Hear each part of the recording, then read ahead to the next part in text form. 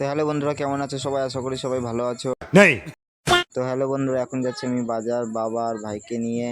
আজকে আমার নিচের বাড়িটাও ঠিক করতে লাগবে, তাই বাসও নিয়ে নেব। বাস নিয়ে এসে ঘর ঠিক করব। বাজারে এসে দেখছি বাসবেলা নেই, এখনও বাসবেলা আসেনি। তাই জন্য আমরা মাংস নিয়ে এখন চলে যাব বাড়ি। তার আগে তোমাদেরকে দেখায় আমাদের নদী। এই নদীকে সবাই শাহ নদী বলে, এর আসল নাম কি আমি জানি না। তোমরা যদি কেউ চিনে থাকো তাহলে কমেন্টে নাম বলে দিয়ে যেও। এখন দেখছি বাবা আর ভাই মিলে বাসবেলার বাড়ি গিয়ে বাসবেলাকে ডাকছে, বাসবেলা বলে আসবে না। তাই আমরা বাড়ি চলে যাচ্ছি। যাওয়ার পথে দেখছি অনেকগুলো হাঁস মাছ ধরার জন্য রেডি হয়ে আছে। মনে হয় আজকে মাছ ধরেই নিয়ে যাবে। আমার শ্বশুরকে জিজ্ঞাসা করলাম, আপনি কোনোদিন এখানে মাছ ধরেছেন? আমার শ্বশুর বললো, এখানে আমি কোনোদিন মাছ ধরিনি।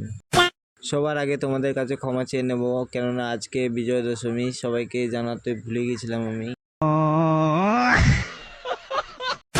হে বন্ধুরা, আমি হচ্ছি নতুন ব্লগার। তোমরা যদি একটু সাপোর্ট করো তাহলে আমিও এগিয়ে যেতে পারবো তোমাদের আশীর্বাদ নিয়ে।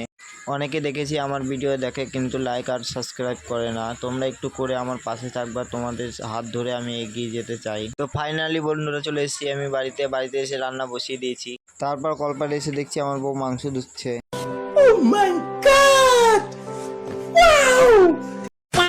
আমার বউয়ের মাংস দেওয়া দেখে আমার তো এখনই মনে হচ্ছে খেয়ে নিই। তারপর আমার বউকে বললাম, তাড়াতাড়ি ধুয়ে নাও, রান্না বসিয়ে দেবো আমি। A few moments later.